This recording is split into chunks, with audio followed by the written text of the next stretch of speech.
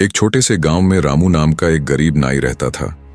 उसका जीवन बहुत साधारण था और वह अपनी रोजी रोटी के लिए गांव के लोगों के बाल काटता था। रामू के पास कोई बड़ा धंधा नहीं था, लेकिन उसका दिल बहुत बड़ा था।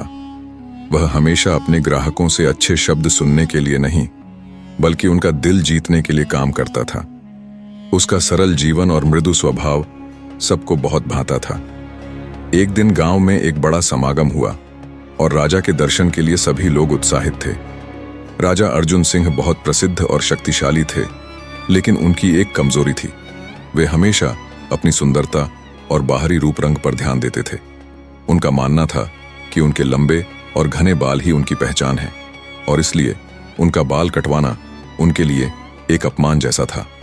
राजा का मानना था कि अगर उनके बालों में कोई कमी आ गई तो उनका वैभव और सम्मान भी घट जाएगा। राजा ने आदेश दिया कि उसे एक ऐसा नाई चाहिए जो उसके बालों को पूरी तरह से संजीदगी से काटे और बिना किसी गलती के। राजा का दरबार सभी नाइयों से भरा हुआ था, लेकिन किसी को भी यह काम करने की अनुमति नहीं दी गई, क्योंकि राजा का रूप ही उसकी शक्ति मानी जाती थी। लेकिन फिर अचानक रामू, जो गांव का एक साधारण नाई था, राजा के दरबार में आया और उसने कहा, महाराज, मैं आपके बाल काटने के लिए तैयार हूं। राजा को हैरानी हुई। तुम एक गरीब नाई हो, तुम्हारे पास इतनी काबिलियत नहीं हो सकती। रामू ने विनम्रता से उत्तर दिया, महाराज, रूप रंग का असली महत्व तो हमारे कर्मों में होता है, न कि हमारे बालों में। अगर मुझे मौका दिया गया तो मैं आपका काम अच्छे से करूंगा। राजा ने सोचते हुए कहा, ठीक है, अगर तुम ऐसा कर सकते हो तो यह तुम्हारा अवसर है।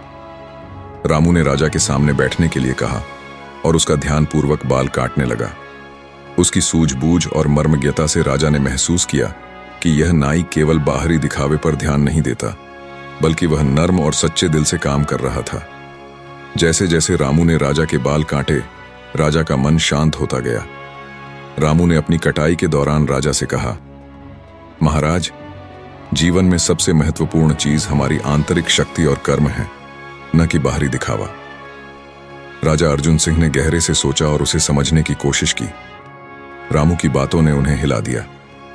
वह समझ गए कि उनका सारा जीवन उनके रूप और बाहरी पहचान के लिए था, लेकिन असली शक्ति उनके कर्मों और उनके दिल में छिपी हुई है।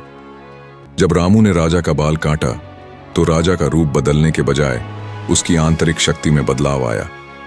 राजा ने रामू की इस सरलता और समझदारी को देखा और फिर उसने निर्णय लिया कि अब वह अपनी शक्ति को केवल बाहरी रूप से नहीं, बल्कि अपने अच्छे कार्यों और प्रजा की भलाई से मापेगा।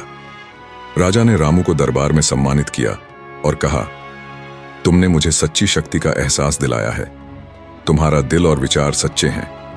आज से तुम मेरे खास सलाहकार हो।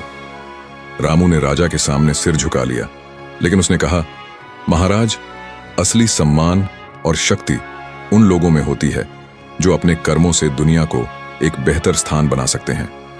असली शक्ति और सम्मान हमारे बाहरी रूप से नहीं, बल्कि हमारे आंतरिक गुणों और कर्मों से आते हैं। जो व्यक्ति अपनी आंतरिक शक्ति और दया से दूसरों की मदद करता है, वही सबसे महान होता है।